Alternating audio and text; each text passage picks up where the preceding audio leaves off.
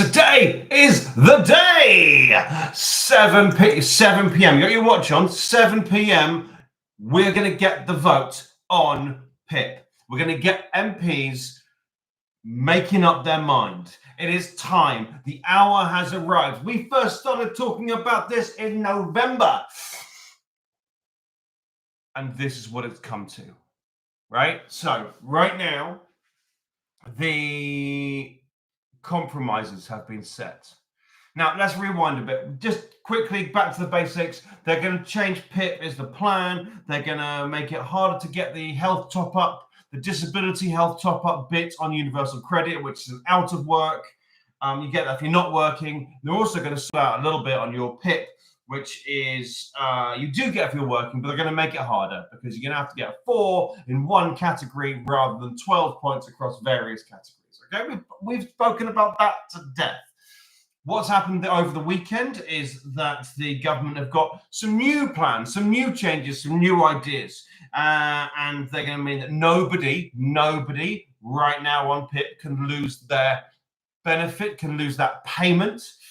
They're going to mean that if you are currently getting that health split of your universal credit, you'll keep it, and also the little top bits. If you're classed as severe, which is like a technical term, it's a technical term. It's not. He's severe. So if someone counts as severe, then they continue to get that. That's where we're at. Original suggestions, serious concessions, and now this. And the bad news for this government is that this is in trouble too, because so they've put the Stephen Timms report. Stephen Timms is a good man. The Stephen Timms report is going to look into how we should do PIP, right? Everyone agrees to do PIP, but how should we do it? And they're doing it as a co-production with people with disabilities. So it's like a really great report. This report, everyone loves this report. It's such a lovely report. But it doesn't report back for a year, literally next autumn. So if it doesn't report back for a year, if it doesn't report back for a year, how can we possibly be doing our stuff now? How can we voting for PIP reform now if the report isn't back yet? Come on! It's so simple. But you wouldn't do it. You wouldn't start cooking now and then go out and find out what everyone wants for supper, would you? I mean, maybe you would. I don't know. Maybe you're that kind of dictatorial person in your household. You're laying it down. Doesn't make any sense. And it also doesn't make any sense, this 2-tier system, and actually it might be a 3-tier system, which is going to keep people up now, and then new applicants will up then, and then once the Timms reports come through, we get another system by then. So much of it doesn't make sense. But, and I'll tell you why it doesn't make sense. It doesn't make sense because the government have 2 objectives. One is to support people. They want to do that. But the other is to save money. And they want to do that a lot as well. So support people, and save money. Doing both those 2 things at the same time are really hard. And that's why this is a mess. This is all a mess. 7 p.m. tonight, MPs will have a choice. I don't know if you know the way MPs vote. The way MPs vote is they stand up in the House of Commons, the chamber you see on telly, right? They stand up and they walk through different lobbies. So you've got the aye lobby, you've got the no lobby. And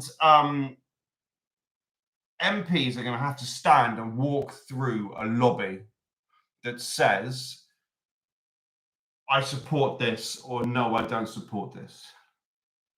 And there will undoubtedly be some people who lose out because of this bill. The government's own data says 150,000 people or 100,000 people will be pushed into poverty by this bill. Every Labour MP who supports this bill will walk through that eye lobby knowing that their vote will push people into poverty. They will know that.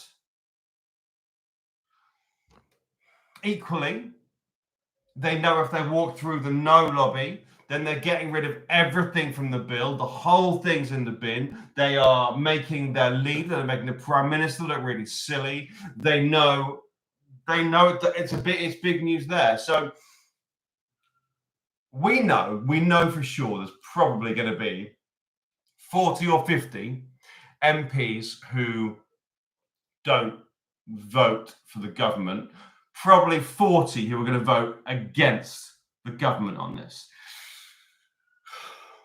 But then there's probably another 40 who aren't sure what they do. Now, those first 40 are gone. They don't matter. The government will still win, even if all 40 of those vote against. If the next 40, if some of them vote against, the government will lose. If mostly they abstain, which means not voting at all, then they'll move to then the government's safe, right? Right now, nobody in the country, nobody on the planet knows if this is going to be a government win or if it's not going to be a government win. No one knows what will happen if it's not a government win. And presumably the Tim's report goes on and they just keep doing things the way they do. They're done now for another bit of time. They keep doing things the way they are now for another until the end of days, until Stephen Tim's report comes back, and then we'd get a new bill in November 2026, which means that any changes would take place probably in April 2028. It's a long time. It's a long way off. If we want this reform and we want it now, this is the only game in town, right? You can't, if you want to play poker, you got to play in the game. There's no one else to go. That's where you go. So I don't know what's going to happen. I think it will pass just, is my prediction. Because I think when push comes to shove, enough people who don't want it will abstain rather than vote against. But I don't know that. It's just how I feel, you know. 7 p.m. 7 p.m. I've rabbited on you for enough this morning. Thank you very much for joining me. If you join me live, 7 p.m. Just watch it. Just finally, I'm meeting a friend for a drink in town this evening. So I think my 7 p.m. update might be from a pub. So we'll see. We'll see how that works. Anyway, lovely people. Thanks so much for joining me. Love you. Bye.